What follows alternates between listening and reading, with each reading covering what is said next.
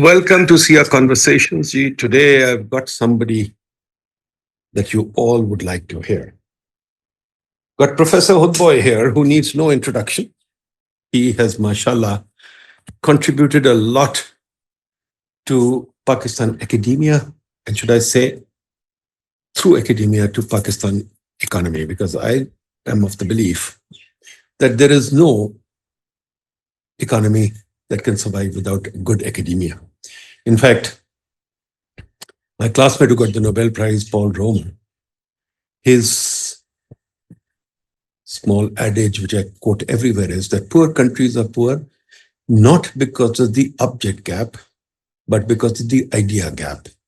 So we have a huge idea gap that we can only academics and people like Hudboy can fill the gap.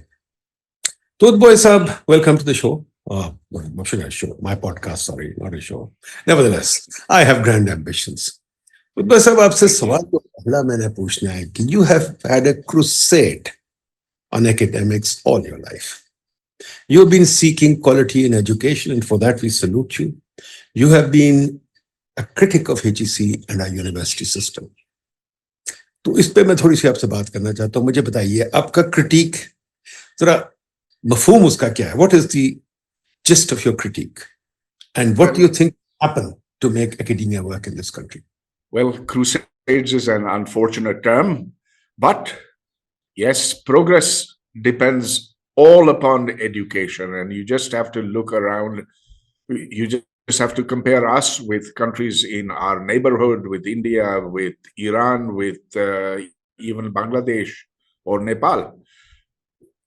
Education in the modern sense is not about regurgitating old scriptures. It's about learning to understand the world through the lens of science. And science is the only way by which you can comprehend the material world around us. And it has led to a fundamental change in the way that we live. So, what is modern education all about? It's opening the mind to new ideas, it's about learning how to analyze, how to create. And now that we are faced with artificial intelligence as a rival for human intelligence, it has become all the more important for us to understand that its fundamental nature is about problem solving. So, but then let me play the Prime Minister here. ठीक है? If I were the Prime Minister, I'd say कि यार Hudboy साहब, मैंने 260 universities बना दी हैं.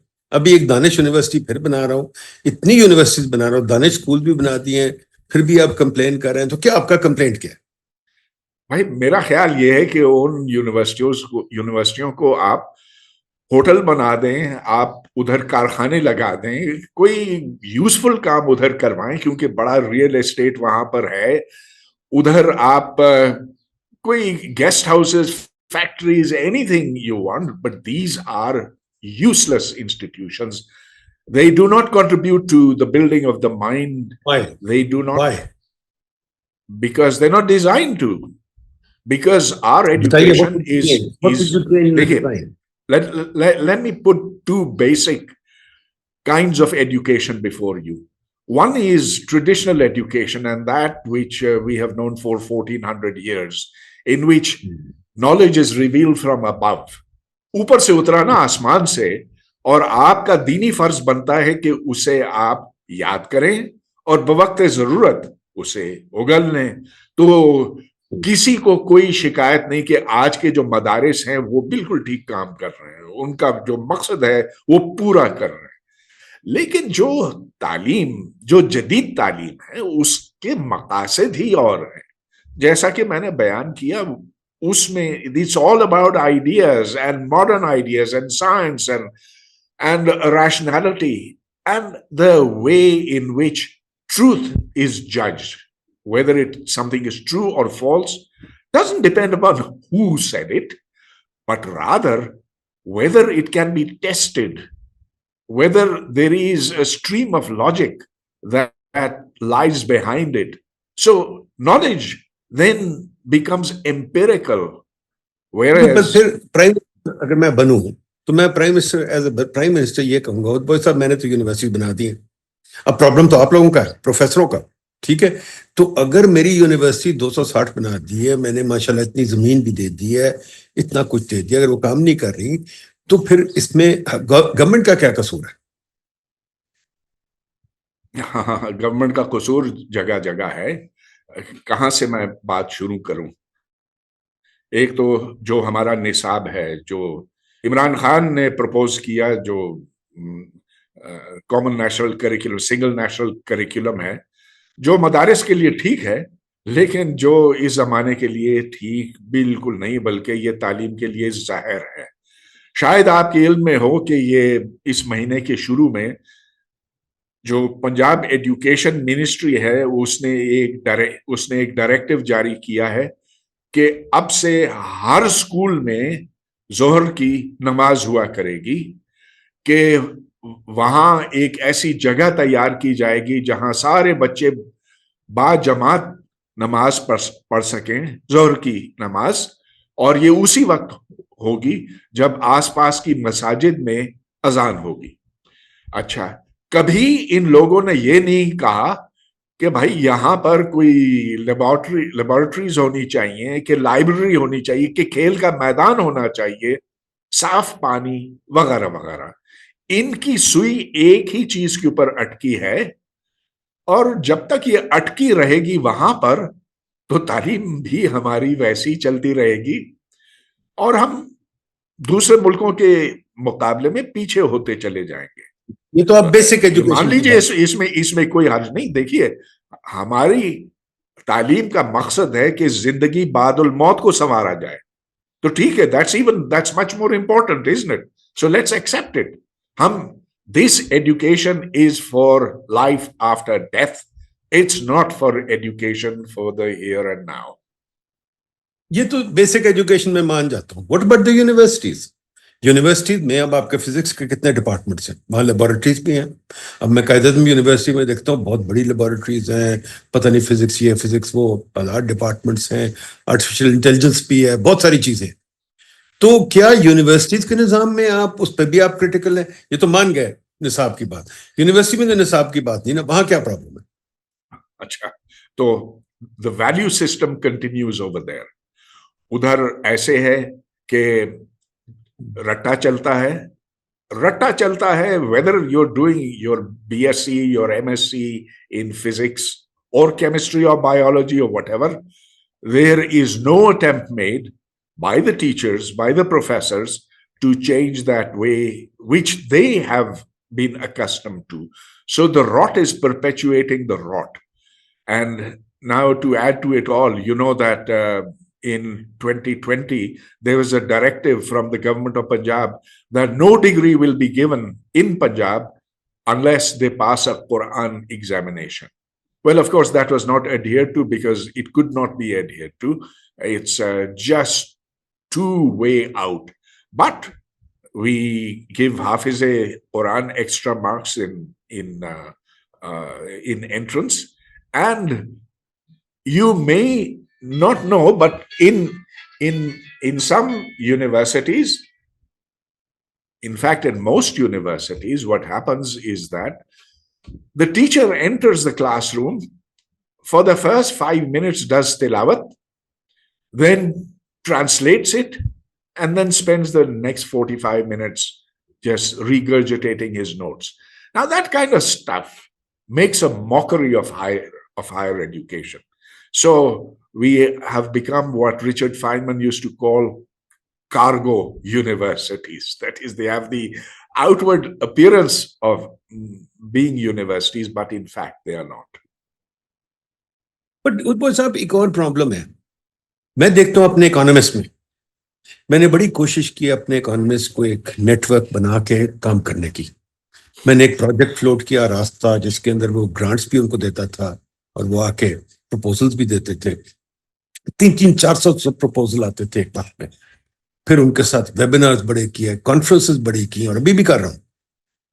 جو میں ایک چیز دیکھتا ہوں جو بڑی حیرانگی کی بات ہے, جن حکومت کا کوئی قصور نہیں, کہ یہ وہ بچے ہیں جو اسکالرشپ پہ باہر جاتے ہیں, پی ایچ ڈی بھی کر لیتے ہیں, یہاں سے بھی پی ایچ ڈی کر لیتے ہیں اور یہ پڑھا رہے ہیں اور کئی ان میں سے پروفیسر بھی بن گئے.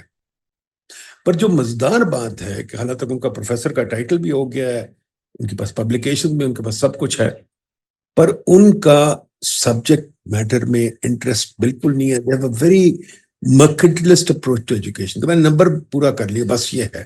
بٹ ان کو اگر کہیں کہ آپ کو سبجیکٹ, جیسے میرے پاس کل 4 اکانومسٹ آئے ہوئے تھے, میں حیران ہو گیا. میں نے ان سے 2-3 فنڈامنٹل, جیسے فائنمن کی بات کریں, میں صرف کئی دفعہ پہلے یہ پوچھا, اچھا بتاؤ اکانومسٹ کا فائنمن کون ہے, کوئی اس قسم کی بات پوچھ لیتا, کوئی آئیڈیا نہیں تھا ان کو. اب یہ پروفیسر ہیں یونیورسٹیز میں, تو اب ہم کیا کریں بھائی, یہ کیسے ہو گیا؟ So it's a deeper cultural problem. دیکھیے اس میں میں صرف حکومت پاکستان کو نہیں قصوروار ٹھہرا سکتا, وہ ہے ضرور, لیکن یہ مسئلہ اس سے کہیں بڑا ہے. تو ذرا یہ دیکھیے کہ وہ پاکستانی جو برطانیہ میں مقیم ہیں اور جن کے پاس ہر قسم کی سہولت ہے اور جن کے لیے تعلیم مفت ہوتی ہے یا بہت سبسڈائزڈ ہوتی ہے, وہ سارے مواقع ان کو ملتے ہیں, لیکن کوئی بڑا پاکستانی اکیڈمک آپ کو برطانیہ میں نہیں دکھائی دیتا. اکا دکا شاذ و نادر کہیں کہیں نظر آتے ہیں, لیکن خاص طور پر سائنسز میں کیمبرج ان سے خالی ہے, آکسفورڈ ان سے خالی ہے. تو کیوں ہے جبکہ انڈینز بھرے ہوئے ہیں؟ اس کی وجہ یہ ہے کہ بنیادی جو اپروچ ٹو نالج ہے وہ غلط ہے. وہ نہیں, میں نہیں کہہ رہا ہوں غلط ہے, سوری, میں واپس لیتا ہوں.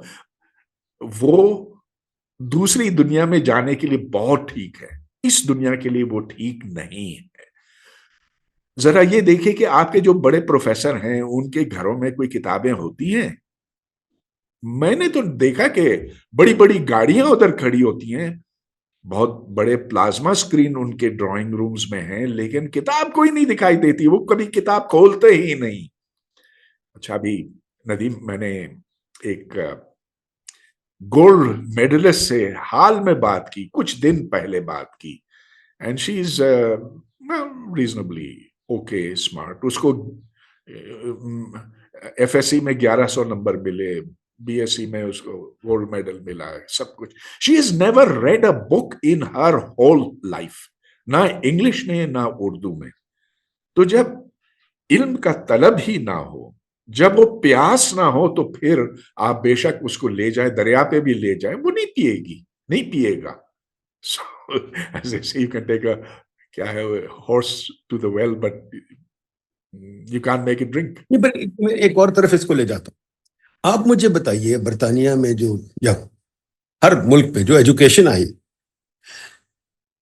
اور جو تحقیق آئی, جو سائنٹیفک ڈسکوری آئی, وہ تو یونیورسٹی سے پہلے آئی. یونیورسٹی تو اگر دیکھا جائے تو ان ریالٹی 20ویں صدی کی ایجاد ہے. اس سے پہلے تھیں چند ایک یونیورسٹیز, آکسفورڈ, کیمبرج, فرانس میں 1-2, ہارورڈ شاید. بٹ امریکہ میں بھی جو یونیورسٹیز کی بھرمار آئی ہے وہ late 19th century early 20th century میں آئی ہے. اسی طرح اگر برطانیہ میں دیکھیں تو سیکنڈ ورلڈ وار کے بعد ریڈ برک یونیورسٹیز آئی ہیں.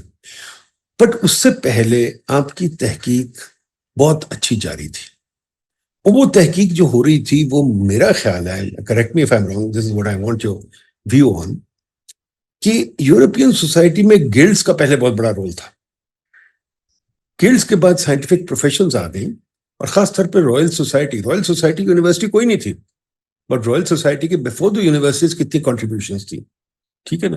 اسی طرح اگر امریکہ میں دیکھیں, there are tons of these societies جن میں وہ بندے تھے جن کو شوق تھا کام کا, جن کو وہ ٹائٹلز کا شوق نہیں تھا. کیا ہم کوئی ایسی چیز کر سکتے ہیں؟ Can we think professional societies? آپ کی جو ہماری جو اکنامکس کی ہے P S T, Pakistan society for development economics, میں اس کو چلاتا رہا ہوں کچھ سال, بڑی کوشش کی ہے, نہیں بن سکی. آپ کی کیا فزکس میں کوئی سوسائٹی ایسی بن گئی ہے؟ Not that I am aware of. نہیں, دیکھیے سوسائٹیز کی تو بھرمار ہے نا.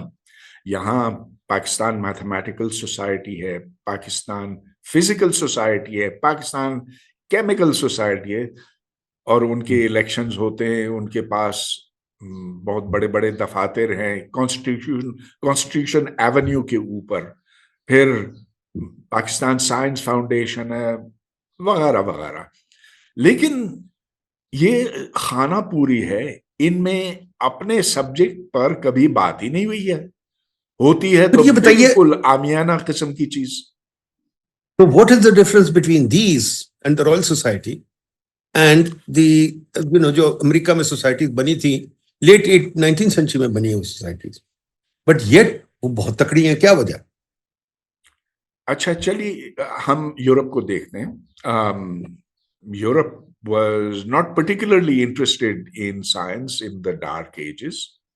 ادھر جو علم کی شمعیں ہیں وہ مسلمانوں نے جلائی, and I think Muslims are very proud of that, and rightly so.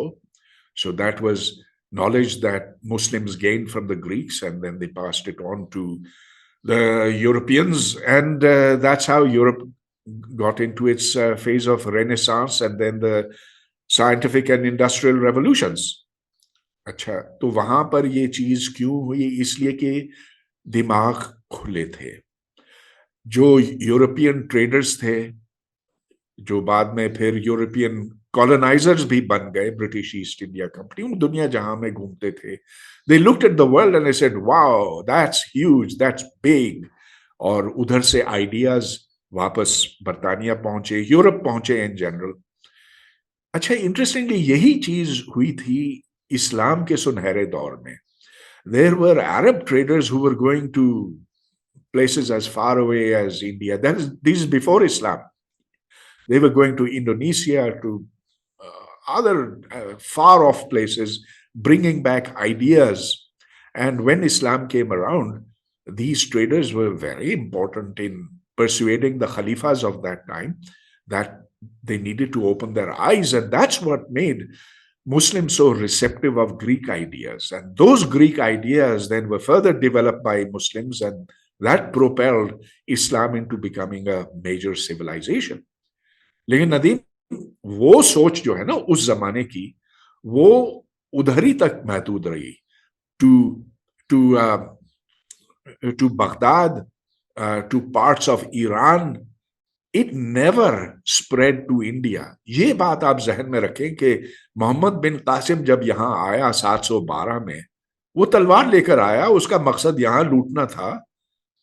جب محمود غزنی ادھر گیا, سومنات توڑا, اس کا مقصد لوٹنا تھا, یہاں ذہنوں کو روشن کرنا نہیں تھا. ہاں وہ کہتے تھے کہ ہم اسلام لانے کے لیے آئے, لیکن تھے لٹیرے. تو they never brought with them any kind of knowledge. They didn't bring anything like what Al-Farabi had to say, or what Ibn Sina had discovered and so forth. They came just to plunder and to loot.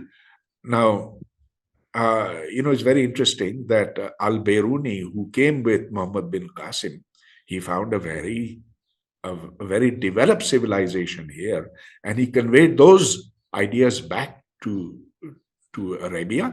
And that kind of intermingling of civilizations, that openness of the mind is what made Islam great in those times. But دیکھیے وہ تو آپ نے بات کی 7th century, 8th century, 12th century تک یہ وہ.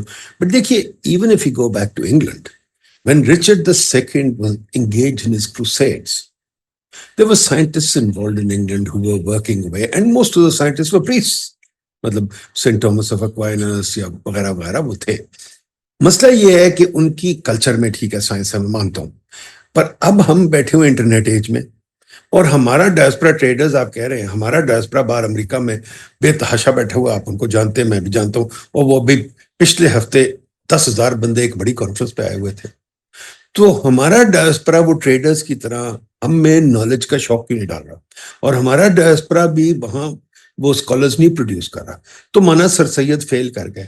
بٹ یہ بتائیے کہ ہمارے جو پروفیسرز جو یونیورسٹیز ہیں, کیا ہم سوچ و خیال و فکر کا نظام نہیں پیدا کر سکتے؟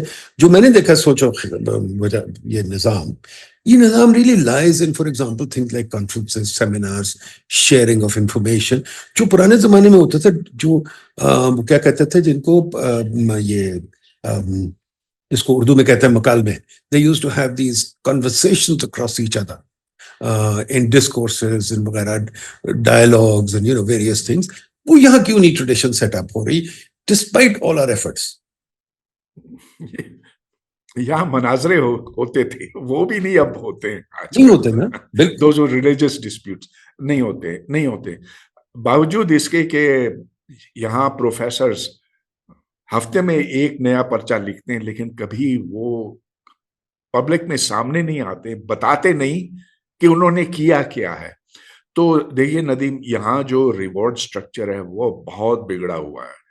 اگر ریوارڈ اور پنشمنٹ سٹرکچر جو ہر ادارے کے لیے انتہائی ضروری ہوتا ہے اس کو درست کیا جائے تو اس سے یہاں پر بہتری آ سکتی ہے. لیکن What would you جو recommend? خاص طور پر scrap this idea of papers being counted towards your promotion, of you being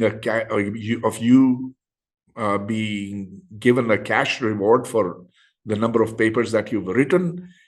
Instead, devise a mechanism where first of all you are allowed to keep your job by passing an exam which tests your basic understanding of the subject. یہاں جو physics کے professors ہیں، mathematics کے professors ہیں، فل professors ہیں، وہ امریکہ کے high school کے ایگزام بھی نہیں پاس کر سکتے ہیں. اگر ان کے سامنے GRE کا ایگزام رکھو تو ان کے ہاتھ پیر ٹھنڈے ہو جائیں گے. اس طرح کی چیز کو ہم نے بڑھاوا دے کر اپنے پاؤں پہ کلہاڑا مارا ہے، اپنے پورے نظام کو برباد کیا ہے، اور اس کو ٹھیک کرنے کے لیے یہ پہلا قدم ہو سکتا. اور کم از کم اگر آپ فل پروفیسر کو اس پر نہیں راضی کر سکے، کم از کم جو نئے آنے والے ہیں ان کو تو آپ پرکھیں کہ کیا ان کو بولنا آتا ہے، کیا ان کو اس سبجیکٹ کے بارے میں بیسکس آتی ہیں کہ نہیں. اس کے بعد پھر آپ اس کو کنسیڈر کر سکتے ہیں. اب معاملہ ندیم تھوڑا سا مشکل ہو گیا کیونکہ جو گیٹ کیپرز ہیں، اکیڈیمیا کے گیٹ کیپرز ہیں، میرا مطلب ہے chairpersons, deans, vice chancellors, وہ خود اتنے گرے ہوئے ہیں، وہ خود اکیڈیمیا سے اتنا دور ہیں کہ یہ ذمہ داری ان کو دینا، اس کا مطلب یہ ہے کہ یہ پورا نظام پھر بیٹھ جائے گا. So it's become harder and harder with time. تو پھر یہ بات بتائیے، let's look at two things for start. ایک تو یہ جو HEC نے سسٹم بنایا ہوا ہے کہ پرچے گنو. اب میں آپ سے بات پوچھنا چاہتا ہوں، I don't know well enough. مجھے اکنامکس پہ پتا ہے، for example as I said میرا کلاس فیلو نوبیل جیت گیا، پال رومر. اس کے میرا خیال بہت سے بہت 8-10 پیپرز ہیں، زیادہ نہیں ہے. رونلڈ کوس بہت بڑا اکانومسٹ، اس کو نوبیل ملا. اس کے میرا خیال اگین میرے پاس اس کے کلیکٹڈ پیپرز کی والیوم ہے، it's no more than even 0.3 کیا کہتے ہیں انچز تھک. اس کے بھی کوئی 8-10 پیپرز ہیں. آئنسٹائن کے کتنے پیپرز تھے؟ وہ آئنسٹائن کیا یہاں پروفیسر بن سکتے جتنے پیپرز اس کے تھے؟ ہاں آئنسٹائن بن جاتا، وہ بن جاتا، لیکن اس کے پرچے کوئی 200 کے قریب تھے. He was quite prolific in the number of papers also there. But there must be لیکن physicists who are not that prolific. of course there are lots of physicists like that. Louis de Broglie, he didn't even finish his PhD, and he wrote only one paper in his life, I think. And that is a name that everybody who learns physics is familiar with. وہ جو Bowie ہے beautiful mind, جان نیش، اس نے 2 paper لکھے تھے، پاگل ہو گیا اور اس کو نوبیل مل گیا. ٹھیک ہے نا، وہ جان نیش تو یہاں پروفیسر نہیں لگ سکتا.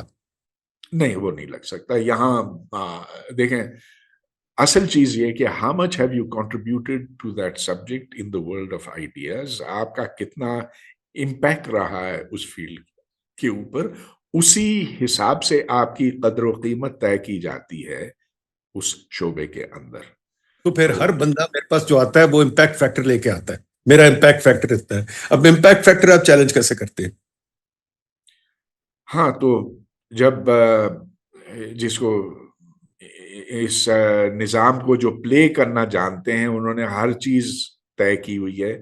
سائٹیشن کارٹیلز بنے ہیں، تو آپ کی میری دوستی ہے, آپ میرا پیپر سائٹ کریں گے, میں آپ کا کروں گا, اور یہ جال پورے بچھ گئے ہیں دنیا جہاں میں. اور اس میں یہ سارے پاکستانی اور عرب پیش ہیں, تو they have learned how to play that game. So have Indians.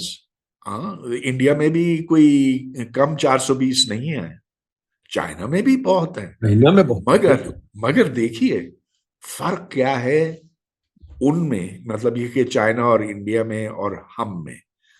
ادھر آپ سمجھ لیجئے کہ جو فراڈ کا ایلیمنٹ ہے وہ کتنا ہوگا, very hard to estimate, but 20-30%. Pakistan میں جب 95% فراڈ ہے اور 5% ایسا ہے جو اس فیلڈ کے لیے اس کے مطابق ہے, اس کے لیے مناسب ہے, اس کے سٹینڈرڈز کے برابر ہے, تو پھر بہت بڑا فرق پڑتا. کیونکہ پھر ایک اور مسئلہ ادھر آ جاتا ہے, گیٹ کیپرز کا مسئلہ. آپ نے گیٹ کیپرز بڑی اچھی ٹرم یوز کی.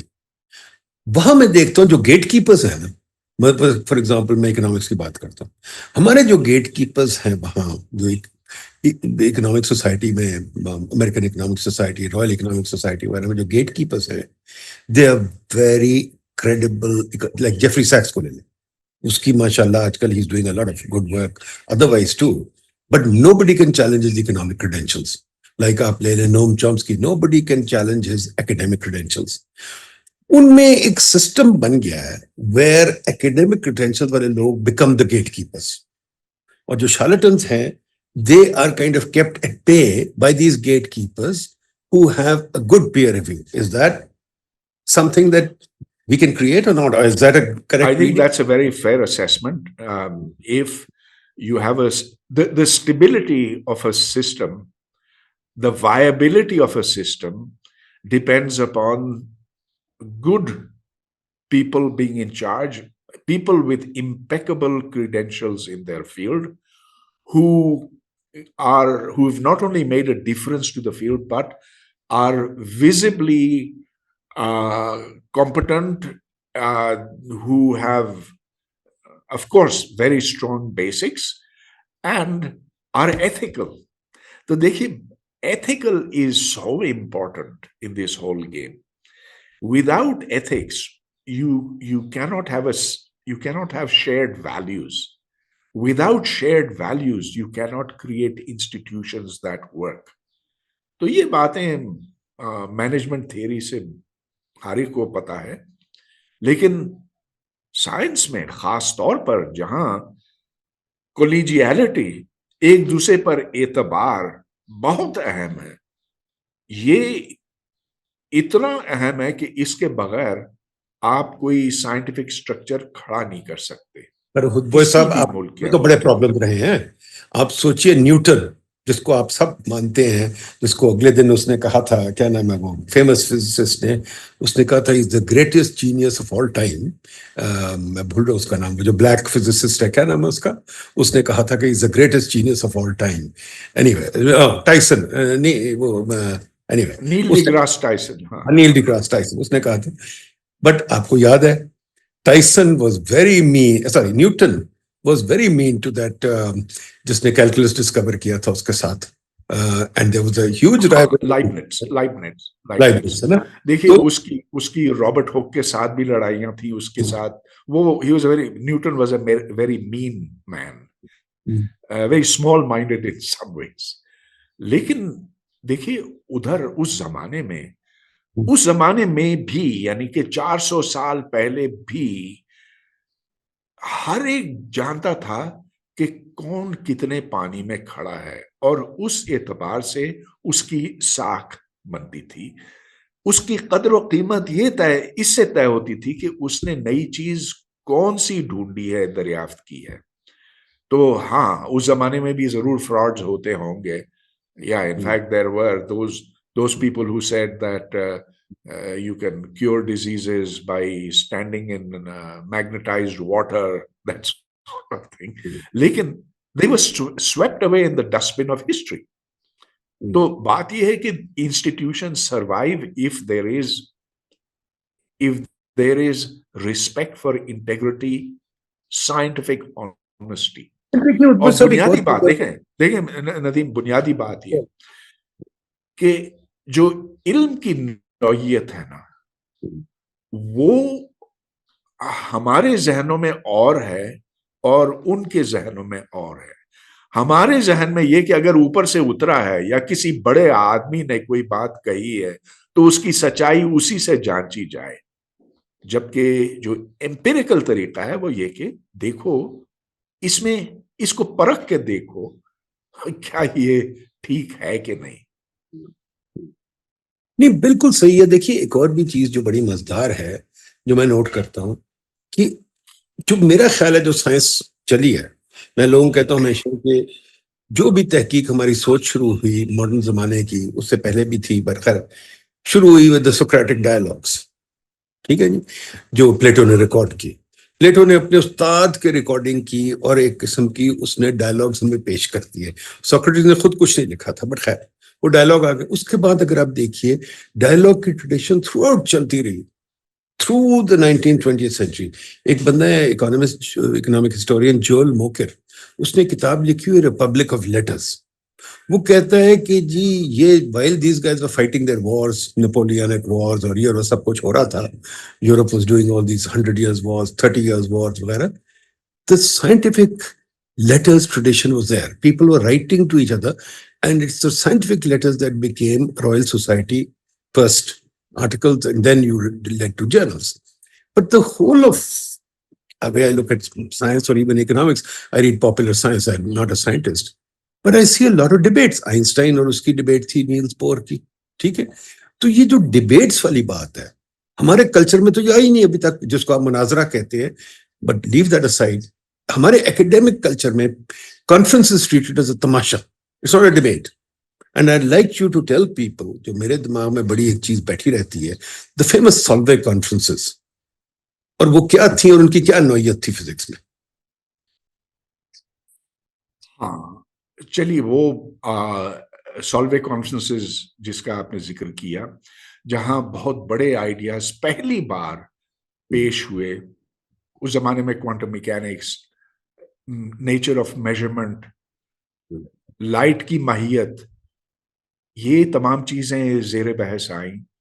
ان کے اوپر کسی کی کچھ رائے تھی، کسی کی اس سے مخالف تھی، لیکن ان کی بنیاد ایک ہی تھی: everything has to be measurable, everything has to be logically constituted. تو یہ ان کی روایت کا حصہ تھا. اور بتائیں وہ حصہ جو کبھی پارٹیسپیٹ کرتے تھے، کون لوگ پارٹیسپیٹ کرتے تھے؟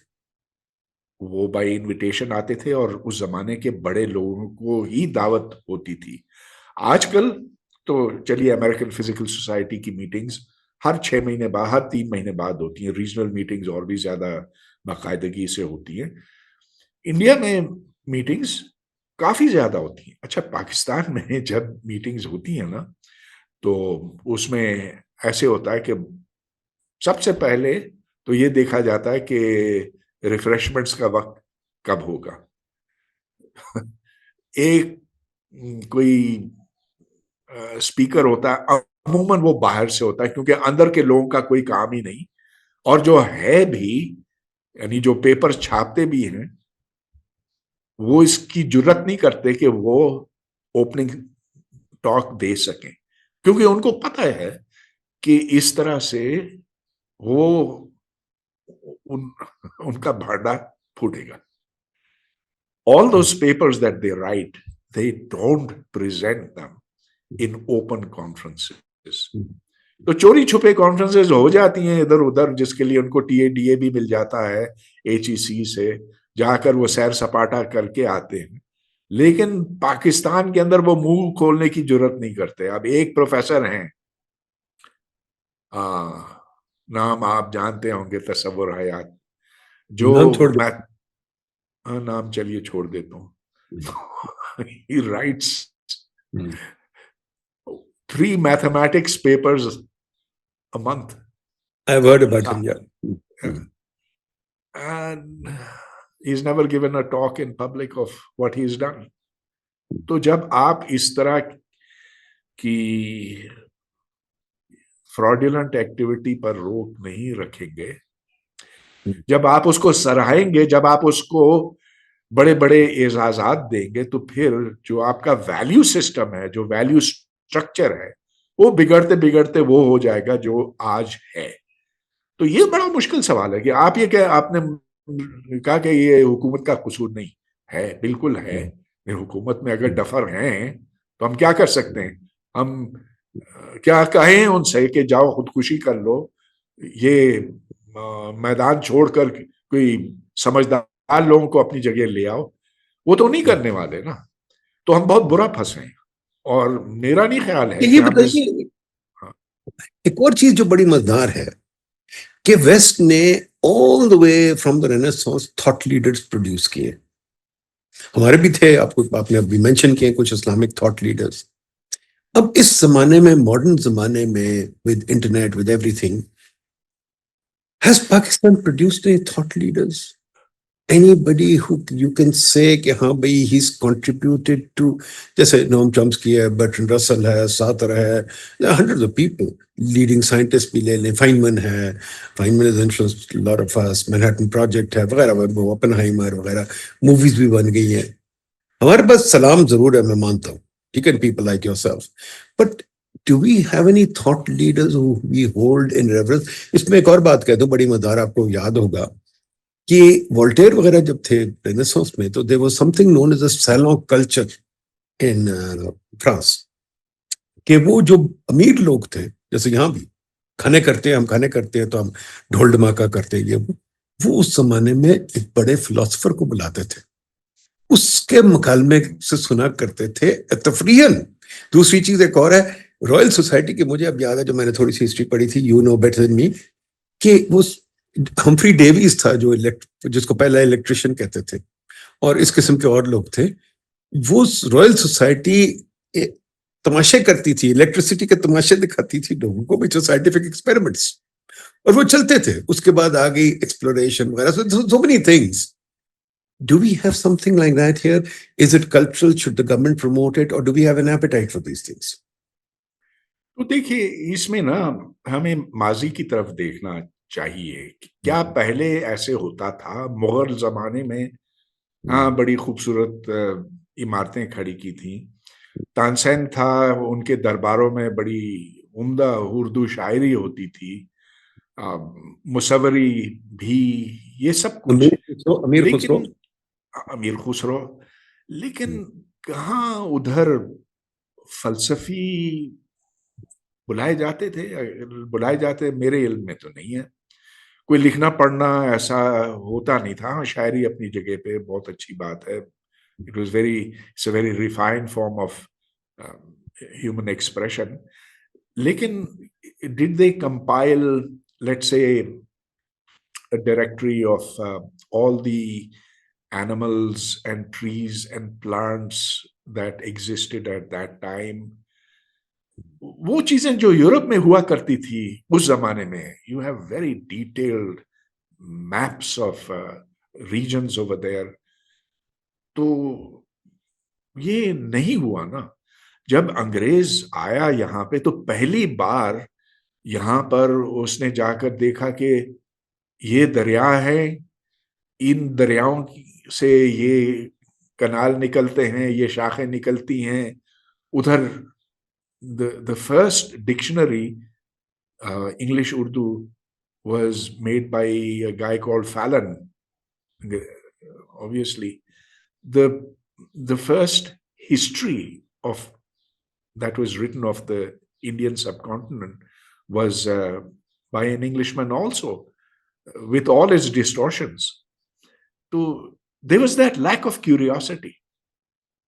So that, unfortunately, is part of our tradition. We need to break with it. But then that begs the question, are there differences between India and Pakistan, or are we all the same? For example, ایک چیز تو بڑی clear ہے جو آپ نے بھی کہی کہ جی انڈین پروفیسرز ایک قسم کی ایک مل لگی ہوئی, نکلتے آ رہے ہیں, and mashallah they are running English in American universities, and some of them are winning Nobel prizes, and in the future we can see that India will perform very well in academia.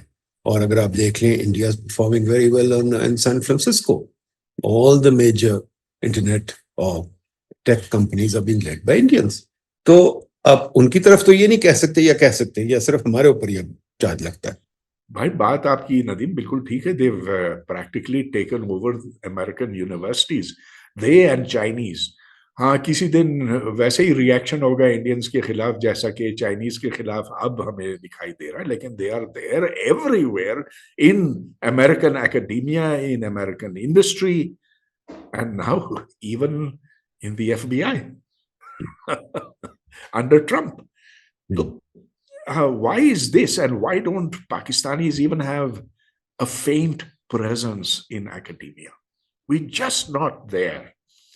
And again, I say it's the tradition, it's the culture. پھر حکومت کا قصور ہے. پھر میں بطور حکومت کو چھوڑ دیے, حکومت is part of that, but حکومت جو ہے وہ اس دھارے کی آگے کی ایک چھوٹی سی نہر ہے, چھوٹی سی دھار ہے آگے. یہ جو کلچر کی بات ہے یہ صدیوں پر محیط ہوتی ہے. تو اس کو ہمیں سب سے پہلے سمجھنا ہوگا اور پھر اس کو بدلنا ہوگا. اور ہماری بات شروع ہوئی تھی نا تعلیم سے, تو تعلیم بھی اپنے کلچر کے حساب سے طے ہوتی ہے. اور پھر میں اس بات پہ آتا ہوں کہ موقع دیے گئے ہیں پاکستانیوں کو. برطانیہ کی بات ہوئی, پورے یورپ کی بات ہو سکتی ہے, امریکہ کی بات ہو سکتی ہے. There is no lack of opportunity for Pakistanis in all these places, but they don't take advantage of that. So, اچھا اس وقت MIT میں ٹوٹل 6 پاکستانی گریجویٹ اسٹوڈنٹس ہیں, جبکہ انڈینز ایک ڈپارٹمنٹ کے اندر 12-14 ہیں, ایک ڈپارٹمنٹ کے اندر. And there are, I don't know how many, 20 departments or whatever. So why the difference? And it's all to do with culture. اچھا, in another direction جو میں دیکھتا ہوں, there is a reflexive relationship between all levels of education. ٹھیک ہے. And اگر میں دیکھوں تو پہلے ویسٹ میں سائنٹیفک ترقی آئی, پھر فل لٹریسی آئی. ٹھیک ہے, لٹریسی تو بہت بعد میں, سیکنڈ ورلڈ وار کے بعد میں 100% literacy I mean. But scientific revolution has been there for a long time. Ever since the Muslim passed the ball to those guys, they've taken up science very seriously and they've taken it forward. And the society has participated wholeheartedly. For example اگر آپ دیکھیں تو یہ میں آپ کو بتایا experiments آ کے دیکھا کرتے تھے لوگ, بڑی خوشی سے دیکھتے تھے کہ الیکٹریسٹی ہو رہی ہے. اینڈ یہ physicist in those days called the electricians. اور دوسری یہ چیز ہے کہ ایون میں دیکھوں ہماری جو ایڈم اسمتھ ہے اکانومسٹ, اس کی کتاب 2-3 ایڈیشن بک گئی ایک سال میں. حالانکہ it's even today a very complex and difficult book to read, پر وہ بکتی تھی. ٹھیک ہے نا. ہماری آج بھی کتابیں 500, آپ تو لکھتے رہتے ہیں, آپ تو جانتے ہو کہ 500 کاپی بیچنا بہت مشکل ہے, سوسائٹی میں ابزارپشن نہیں ہے. But I want to go in other direction کہ آپ جو HEC کو آپ بھی کرٹیسائز کرتے ہیں, میں بھی کرتا ہوں. HEC نے ابھی ایک پروجیکٹ لانچ کیا ہے HEC گورننس کا, یونیورسٹی گورننس کا. ہم نے بیٹ کی تھی, اس پر ریجیکٹ کر دی, دیٹس بسائڈ دا پوائنٹ. انہوں نے رکھ لیا کسی کو, ٹھیک ہے. بٹ اگر سپوزنگ آپ کو دیا جائے یونیورسٹی گورننس کا پروجیکٹ کہ جس کو چینج کرے, آپ نے ابھی کرٹیک کیا تھا کہ گیٹ کیپرس ہے, how would you reinvent university governance in Pakistan? Oh, you're asking a very big question without a warning on me. So, well, first of all, change the way in which you choose your students, your faculty, and your gatekeepers. Each of these has to be separately disaggregated, and broadly speaking, we shall have to go the way the rest of the world has gone in each of these. On the matter of students, for example, this calls for a national examination in which you will have maybe 100,000 applicants, and you will choose maybe 5,000 from them as suitable for going on to university. یہی چیز ہوتی ہے ایران میں,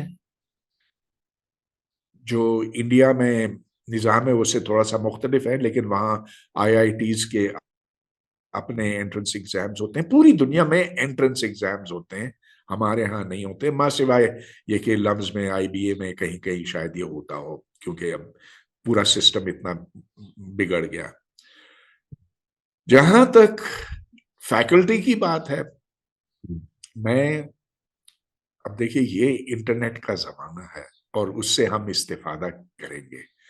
We will set an exam for teachers in every department, which will be guided by distance learning courses that they have to pass and on which they will be tested locally before they can get a university position.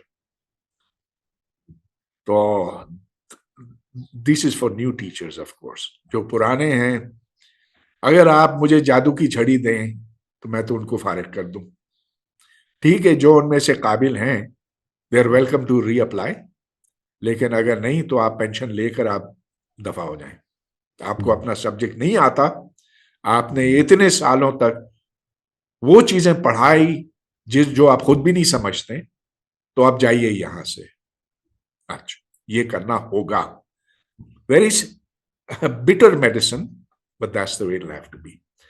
यहां तक gate keepers की बात है, भाई ये तो मेरे पास उसका कोई हल नहीं सिवाय ये कि आप उनको I don't have an answer to that. ये तो वैसे ही सवाल है ना कि पाकिस्तान में जमहूरियत कैसे लाई जाए, मिलिट्री से कैसे हम फारिग हो सकते हैं। तो एक चीज जो मैं देखता हूँ कि जो थोड़ा बहुत वेस्ट का मुझे पता चला है कि या वैसे भी मोर इम्पोर्टेंट, मैं हमेशा कहता हूँ it takes a Socrates to create a Plato, takes a Plato to create an Aristotle. और ये आज भी मौजूद है। अगर आप देखिए तो मोस्टली नोबेल प्राइज विनर्स के स्टूडेंट्स ही नोबेल प्राइज जीतते हैं। There's a strong correlation between tutelage with good people and getting ahead. ये निजाम मेरा दुनिया में अभी तक चलता है। It's more or less like an apprenticeship. You kind of do an apprenticeship of a big man. The probability increases. I'm not saying it's 100% formula, but the probability increases. Number 2 जो एक चीज है, मैं देखता हूँ जब जॉब मार्केट में जाते हैं लोग या यूनिवर्सिटी प्रोफेसर वगैरह जाते हैं, a lot matters in terms of references, और आप किसका स्टूडेंट है और आपको क्या रेफरेंस दे रहा है, कौन दे रहा है। हम तो वो गिनते ही नहीं ना, बट वहां वो बहुत होता है रेफरेंस किसका है किसका नहीं है। तो मैं देखता हूँ अभी तक दो चीजें एकेडेमिया में मेरे लिए डिफाइन करती है। Like you comment on that. एक तो डिस्कोर्स, कि आपने फॉर एग्जांपल वो कौन सी चीज पकड़ी और उसमें क्या आपने कंट्रीब्यूट किया, ठीक है, और आपने किससे डिबेट जनरेट की। ये नहीं इम्पैक्ट फैक्टर बुलशिट है, आपकी डिबेट क्या हुई। जैसे मैं अक्सर लोगों को कहता हूँ, जब मेरे पास आते हैं पेपर लेके, मैं कहता हूँ अच्छा यार give me an elevator pitch. उनको समझ नहीं दिया एलिवेटर पिच क्या है। मैं कि यार हेडलाइन क्या है, हेडलाइन कुछ नहीं है तो फिर क्या फायदा है, ठीक है। और अगर हेडलाइन है तो फिर नीचे बताओ हेडलाइन निकली कैसे है। अब ये 2 सवाल नहीं अगर आप आंसर कर सकते, मैंने कहा पेपर का क्या फायदा है, ठीक है ना। एंड दूसरा एक और मैंने चीज फिक्स की, नानी टेस्ट। जो मेरी नानी को पता है चीज, वो रिसर्च नहीं है। Research has to move the barrier little bit, ठीक है। I am not saying huge amount, but एक थोड़ा सा मूव करना चाहिए। तो क्या you think that this is the way to go? Should be encourage दो थॉट लीडर्स? एक और इस पे आ जाती है बात कि अगर आप देखें फ्रैंकनस्टाइन जो मेरी शेली ने लिखी थी, वो रियली जो कमेंट्री उसकी है, it's the parody of the German professor जो हम्बोल्ट के जमाने में या वो बिस्मार्क के जमाने में, very powerful guy because he used to advise the government and create research वगैरह। एंड इफ यू रिकॉल, उस जमाने में अमेरिकन जर्मनी जाते थे पढ़ने के लिए, पीएचडी अमेरिका में थी नहीं।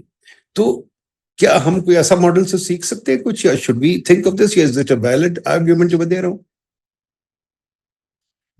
Look, the times have changed. I don't think that we need that kind. You see, then Plato's and Aristotle's and Socrates, that thing has changed totally because of the spread of information and knowledge in this modern internet age. Now anybody can learn anything. The only thing is, why would a person want to learn something? So there could be two reasons for that. One is that it'll get you a good job. You'll go high in your profession. You'll make a lot of money. You'll be uh, considered, somebody very big. Now, that uh, is a good reason for wanting to learn something well. If the market requires you to have that, that realization so far has not impacted upon our people. What they want is degrees in hand, क्योंकि उससे फिर सरकारी नौकरी मिल जाती है. सरकारी नौकरी मिली आपको तो ताहयात आप खुश रहेंगे, आपको पेंशन भी मिलेगा, आपको आपसे कोई कुछ नहीं पूछेगा कि आप क्या करते हैं.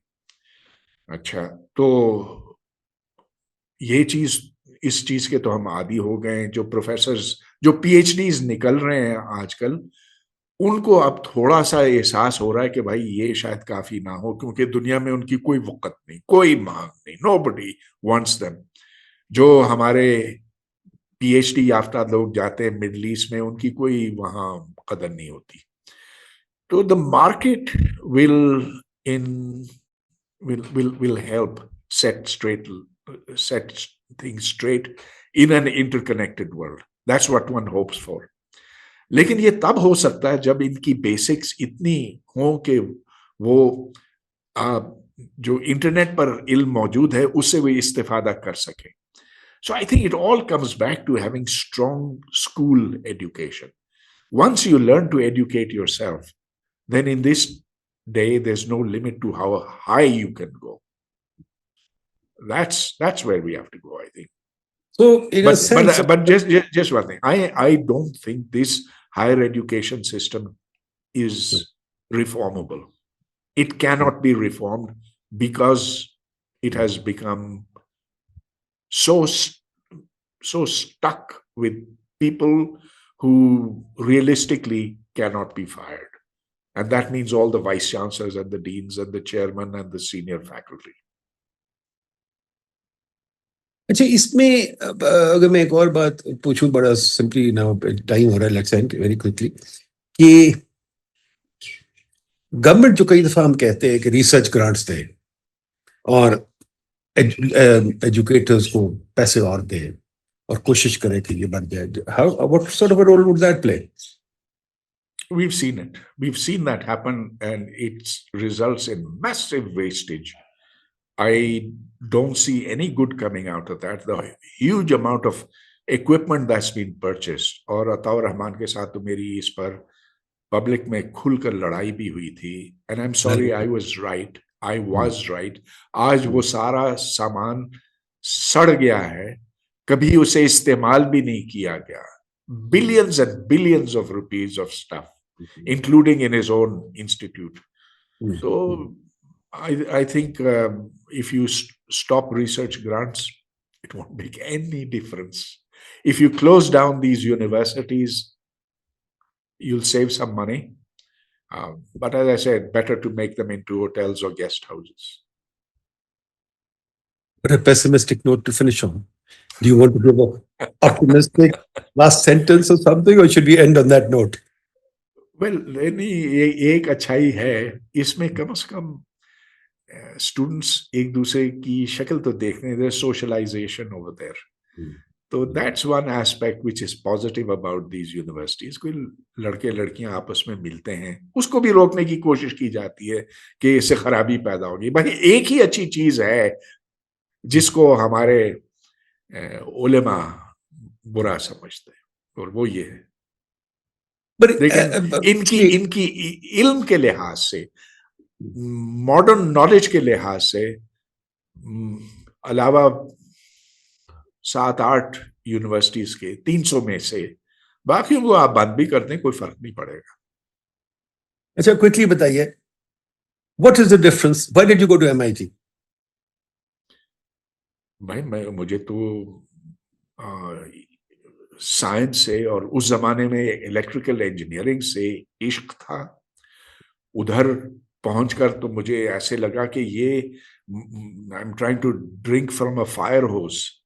वो जो ना आग बुझाने के लिए बड़ा एक पाइप होता है, उसके आगे मेरा मुंह लग गया था. I couldn't have enough of it. और अब भी मुझे तिश्नगी महसूस होती है कि क्योंकि मेरी अपनी सलाहियत इतनी नहीं है. आई Why wish didn't I you could go have to, absorb more. why didn't you go to Punjab University to do a PhD? Why did you go to MIT? जाहिर है कि उधर पंजाब यूनिवर्सिटी में सिवाय सियासत के और क्या होता. पंजाब यूनिवर्सिटी शायद 1947 से पहले वो यूनिवर्सिटी थी. 47 के बाद वो एक खंडर बन गई. हाँ, इमारतें वही थी, लेकिन उसकी जो रूह है वो वहां से परवाज कर गई. Should I put it another way? What attracted you? मुझे याद है when I was choosing universities, I used to follow stars. So, did the professors attract you there? Did the architecture of MIT attract you there? What was it that attracted you there? I think जो हमारे लोग अब आजकल universities choose करते हैं, मैं उनको कहता हूँ, वो कहते हैं नहीं कोई फॉरेन यूनिवर्सिटी ठीक है. Are all foreign universities? देखें, एक तो होता है ना भेड़चाल भी. तो it was reputed at that time and is still reputed कि बड़ी अच्छी यूनिवर्सिटी है. तो हर एक जो है वहाँ अप्लाई करता है, जाने की कोशिश करता है. तो मैं भी उसी भेड़चाल में चला गया. लेकिन मुझे उधर जाकर पता चला कि इल्म का समंदर कितना गहरा है, कितना वसी है. उससे पहले मुझे सच्ची बात है नहीं पता था. नहीं, पाकिस्तान में मुझे मुझे भी सिर्फ पता हाँ, चला. मुझे तो सिर्फ मैग्नेट से और बिजली से इश्क था. I just wanted to, understand what they were really all about. तो उस पर मैंने ठीक है काफी कुछ पढ़ा था. And in fact, I did okay in electrical engineering over there. लेकिन मेरा फिर इश्क फिजिक्स और मैथमेटिक्स की तरफ हो गया, और जिससे मुझे पता चला कि इसकी तो कोई इंतहा नहीं. Udboy sahab, thank you very much. As always, it's been wonderful talking to you. I'm just worried about ki awaaz theek aa jaye, because badi low awaaz thi. Hopefully, we'll try and fix the volume and see how we can do it. But thank you for making yourself available and keeping up the crusade. And I must say, I think you're one of the Pakistan greats, and we should revere you and honor you. Well, Thank you very much. Look, hang on. Don't be modest, it's okay. I'm very ordinary. I am happy that I did what I did in spite of being ordinary. So thank you, Nadeem, and we'll meet. Great pleasure. Inshallah, we'll be in touch. Thank you. Khuda Hafiz.